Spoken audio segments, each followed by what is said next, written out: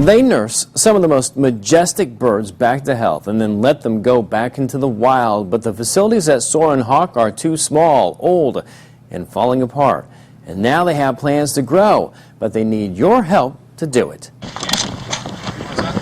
On the last day of 2016, something incredible, the symbol of our country flying free into the new year. But this story started more than 6 months ago when a state trooper found that stately bird in a sad state, hit by a car. It needed care.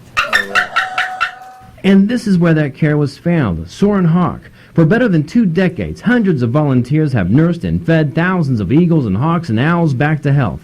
But it's becoming more and more clear their buildings aren't built as big as their hearts. It wasn't built to do 200 birds, you know, it was built to do 20 birds, and we've been adding on and just ran out of space. We're taking birds from Ohio, Michigan, most of Indiana, maybe Illinois someday. So we're spreading into essentially a Midwestern regional operation. Something has to give. But working on a budget of just 25 grand a year, there's just not much give to get. There's no state or federal funding.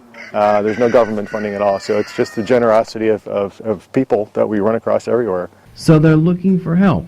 And if they can find it, this is the type of structure that we're going to go build in the future. Hoping to do so much more. There would be 5 of these on the site. And then some kind of office space for the trailer or office space for the folks. And eventually a nature center where the public could come visit. Visit some of Soarin permanent guests like Jefferson, Jeff for short. It took us, I'd say about 6 volunteers round the clock, feeding, force feeding, medicating. He almost didn't survive. He's lucky to be here.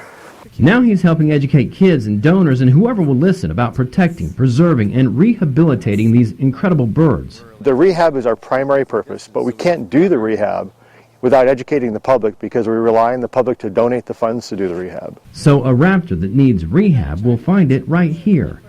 And this kind of site will continue to bring smiles to the people who work so hard to return our national symbol of freedom to flight. Now, if you have land that you'd like to provide money or maybe just your time, it's all appreciated, and you can find all the information you need to get involved in this story at Wayne.com.